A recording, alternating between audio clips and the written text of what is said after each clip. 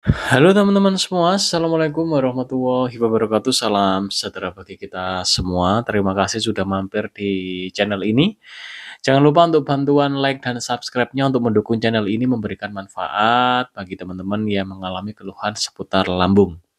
Oke teman-teman, seperti biasa saya akan membacakan komen dari salah satu teman kita, Kak Spin M1V. Oke, saya bacakan dulu komennya. Bang asli orang mana? Siapa tahu bisa silaturahmi.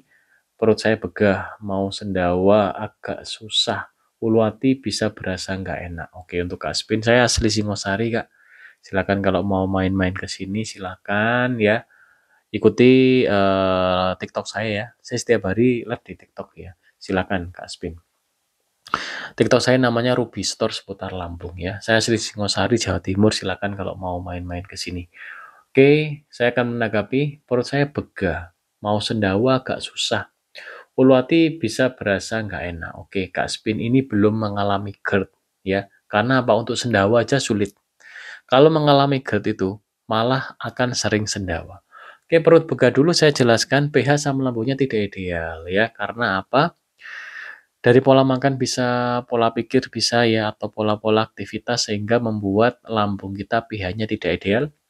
pH kita idealnya di pH 1 sampai 3 ya, harusnya asam, mengalami perubahan pH. Umumnya sih akibat pola makan kita, pola makan yang seperti apa, kita terlalu banyak makan makanan yang mohon maaf ya, tinggi kalori, minim nutrisi ya.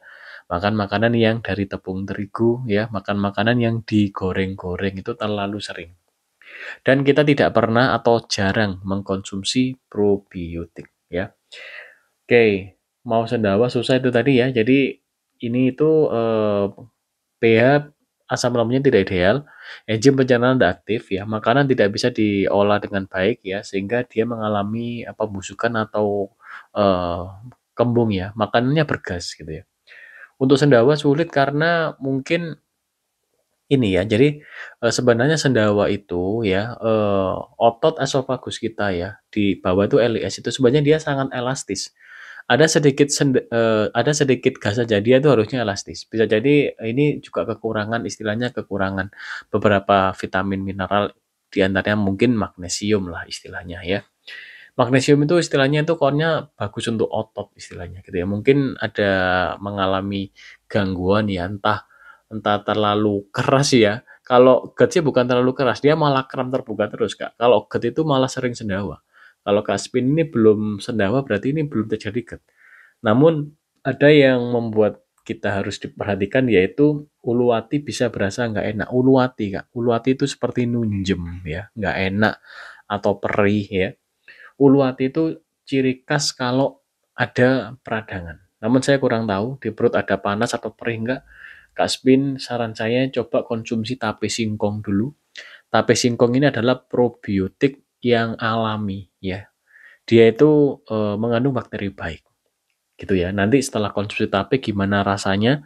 Apakah di perut rasanya enak atau malah sebaliknya? Ataukah malah semakin ulu hatinya ndak enak atau panas atau perih ya, silakan nanti komen. Karena kalau setelah makan tape biasanya setengah jaman terjadi perutnya panas atau perih, itu bisa jadi Kak Spin ya, itu ada luka lambung ya atau gastritis ya atau tukak lambung lah seperti itu. Kalau ada luka lambung itu memang nggak boleh konsumsi tape ya. Jadi tadi untuk ngetes saja, makan tape sedikit aja lah, 1 potong aja ya, untuk melihat saja apakah ada luka lambung atau tidak. Kalau saya setiap hari saya menggunakan probiotik dari cuka apel ya. Yang mau konsumsi cuka apel silahkan, rekomendasi cuka apel yang saya pakai Deca Plus Benega di belakang saya ini. Ada syarat untuk konsumsi cuka apel harus tidak ada peradangan atau gastritis. Perutnya tidak boleh perih, tidak boleh panas ya. Tidak boleh ulu hati terasa perih atau nunjem, tidak boleh. Karena harus lambungnya itu tidak ada luka. Syarat boleh konsumsi cuka apel ya. Saya setiap hari rutin cuka apel, madu ya teman-teman ya. Rutin, tape juga silahkan gitu ya. Jadi saya ini pejuang GERD Kak Spin ya. Jadi saya dulu pernah mengalami ya parah ya. Jadi keluhan pencernaan parah. Saya sudah sampai ke istilahnya ini tidak bisa aktivitas berbulan-bulan karena GERD saya itu udah ke tahap ada leaky gut-nya. Leaky gut adalah sindrom usus bocor. usus halus kita mengalami kebocoran atau perenggangan. Sehingga bukan material ya, vitamin atau zat-zat ya, itu bocor, Kak. Sehingga tubuh kita ini mengalami pertama biasanya keliengan, kelelahan kronis, kita tidak bertenaga, bisa jadi sampai tremor juga ya. Jadi setelah makan kita malah gemetar, Kak. Kemudian makan makanan yang tertentu itu bikin kita alergi ya.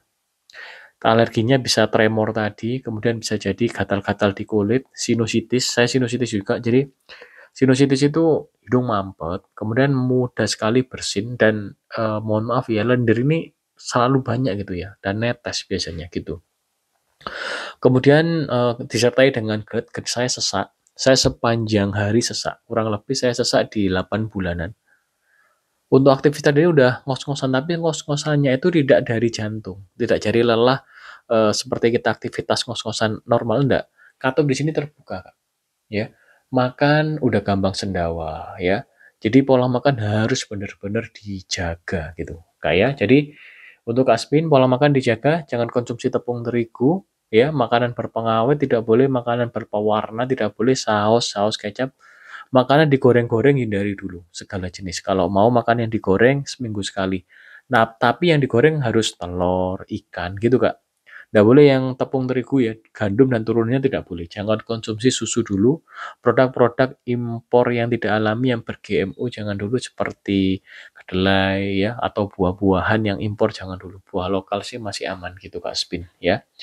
Oke Kak Spin itu dulu ya, coba tape dulu nanti gimana efeknya, atau kalau Kak Spin memang sudah ada luka lambung bisa komen, nanti akan saya balas ya. Untuk luka lambung gimana ya penanganannya. Kalau umumnya untuk luka lambung saya menggunakan pati Garut atau pati singkong. Dikombinasikan dengan kunyit bisa, lidah buaya bisa gitu, dan pastinya madu teman-teman.